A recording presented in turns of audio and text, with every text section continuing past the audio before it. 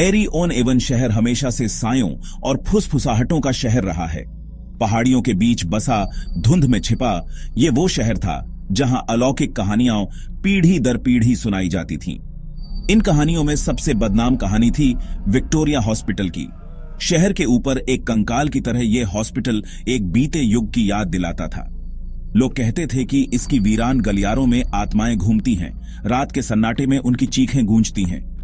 मैं इन कहानियों को सुनते हुए बड़ा हुआ था। मेरे दादाजी अपनी बुढ़ापे की कर्कश आवाज में, आंखों में चमक के साथ कहानियां सुनाते थे। उनकी सबसे पसंदीदा कहानी एक दयालु नर्स की थी जो हॉस्पिटल में ही मर गई थी। अब वो कहते थे, उसकी आत्मा हॉस्पिटल में भटकती है, उसकी धीमी सिसकियां हवा में तैरती हैं। बचपन में मैं डर से कांपता था। अब जवान होकर मैं उन्हें सिर्फ कहानियां मानता था। एक ठंडी शाम, जैसे ही सूरज ढलने लगा, शहर पर लंबी डरावनी परछाइयां पड़ने लगीं। मैं और मेरे दोस्त एक जलती हुई अलाव के चारों ओर बैठे थे। बातचीत हमेशा की तरह भूतों की कहानियों पर आ गई और फिर विक्टोरिया हॉस्पिटल का जिक्र हुआ। विक्रम, मेरा सबसे करीबी दोस्त, बोला, अगर तुम हॉस्पिटल में एक रात बिताओ तो तुम मरे हुओं की चीखें सुनोगे। उसकी आंखों में शरारत थी। सब हंसे, इसे विक्रम का एक और डराने का तरीका समझकर। लेकिन जिस तरह उसने कहा, उसकी आंखों की चमक मुझे अंदर से डरा गई। मुझे लग रहा था कोई चैलेंज आने वाला है और मैं बेवकूफी भरी बहादुरी और खुद को साबित करने की चाह में फंसने वाला था। चैलेंज तय हो गया। हम 5 दोस्त आधी रात को विक्टोरिया हॉस्पिटल में जाएंगे। बस टॉर्च और झूठी बहादुरी के साथ हम अपनी साइकिलों पर निकल पड़े।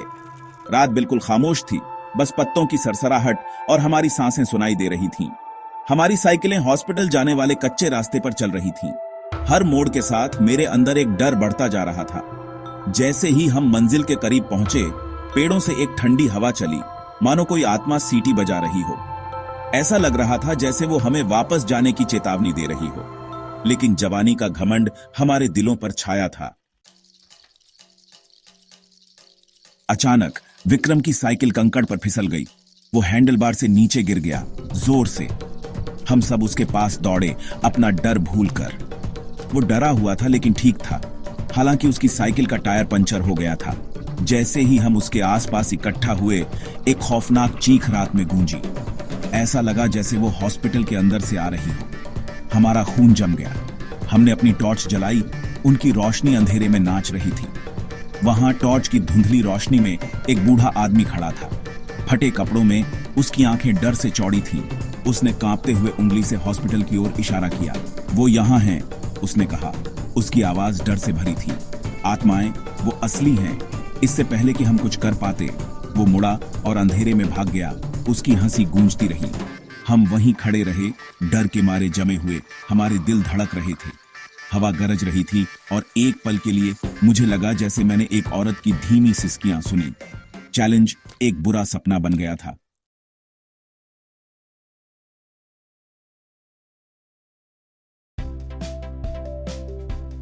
रात भारी थी। अमावस्या की काली चादर पूरे गांव पर बिछी हुई थी। हवा में स्याही घुली हुई सी लग रही थी। खिड़की के बाहर पेड़ डरावने साए बना रहे थे। मुझे नींद नहीं आ रही थी। बार बार अजीब सी आहटें आ रही थीं। क्या तुमने वह आवाज सुनी? मैंने भाई से पूछा। कौन सी आवाज? भाई ने उदासीनता से कहा। ऐसा लगा जैसे कोई खिड़की खटखटा रहा है। मैंने डरते हुए कहा। भाई हंस पड़ा। तुम्हें तो बस बहाने चाहिए डरने के लिए। अचानक दादी मां का चेहरा आंखों के सामने आ गया। अमावस्या की रात, घर से बाहर नहीं जाना। उनकी चेतावनी कानों में गूंज उठी। तुम्हें भी डर लग रहा है ना? भाई ने मेरा डर भांप लिया था। नहीं, मुझे डर नहीं लगता। झूठ बोलते हुए मेरी आवाज थोड़ी ऊंची निकली। तभी एक तेज आवाज आई। इस बार आवाज खिड़की की नहीं, दरवाजे की तरफ से आई थी। डर के मारे मेरा कलेजा मुंह को आ गया। भाई ने हिम्मत दिखाते हुए दरवाजा खोला। बाहर घुप अंधेरा था। कुछ नहीं है यहां, भाई ने कहा। लेकिन तभी मेरी नजर पीपल के पेड़ के नीचे एक साये पर पेड़ी रीढ़ी। मुझे साफ दिख रहा था, वह साया हिल रहा था। देखो वहां, मैंने भाई का हाथ पकड़ा अडाते हुए कहा। भाई ने ध्यान से देखा। मुझे तो कुछ नहीं दिख रहा। अब डर के मारे मेरे पैर कांप रहे थे। मैं भाई का हाथ खींचते हुए बोली, चलो यहां से। हम दोनों दौड़ते हुए कमरे में आए और दरवाजा अंदर से बंद कर लिया। मेरी सांसें तेज हो गई थीं। क्या हुआ? भाई ने घबरा कर पूछा। वह साया, वह हमारी तरफ बराच रहा था, मैंने हांफते हुए कहा। भाई ने खिड़की से बाहर झांका। अब कुछ भी नहीं है वहां। मेरे मन में एक अजीब सी बेचैनी थी। दादी मां की बात याद आ रही थी। गांव में मान्यता थी कि अमावस्या की रात पीपल के पेड़ के नीचे एक चुड़ैल का साया घूमता है। क्या सच में चुड़ैल होती है? मैंने डरते हुए भाई से पूछा। भाई ने मेरा हाथ थामते हुए कहा, ऐसी कोई बात नहीं होती, ये सब मन का वहम है। अचानक हमें बाहर से फिर से आवाजें सुनाई दी। इस बार आवाजें थोड़ी स्पष्ट थीं। लग रहा था जैसे कोई अपना नाम पुकार रहा हो। भाई ने हिम्मत करके फिर से दरवाजा खोला। बाहर चांद निकल आया था। उसकी रोशनी में हमने देखा कि एक आदमी जमीन पर गिरा हुआ था। अरे ये तो रमेश चाचा हैं, भाई ने कहा।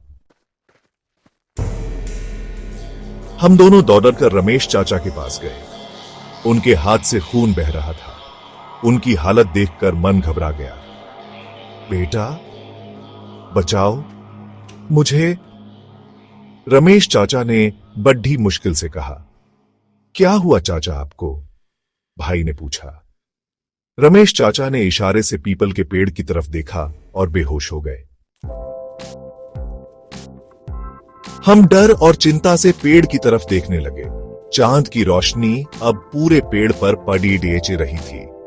तभी हमारी नजर पेड़ के पीछे पड़ी ढी एक खाली शराब की बोतल पर गई। रमेश चाचा शराब पीकर गिर गए होंगे, भाई ने कहा। मुझे राहत की सांस आई। चुड़ैल का वहम दूर हो गया था। लेकिन मेरे मन में एक सवाल अभी भी था। वह साया क्या था जो मैंने पेड़ के नीचे देखा था? क्या वह सचमुच मेरा वहम था या फिर? यह सोचकर मेरे रोमटे खड़े हो गए। मैंने भाई का हाथ जोर से पकड़ लिया। शायद कुछ रहस्य ऐसे ही अधूरे रहने के लिए होते हैं।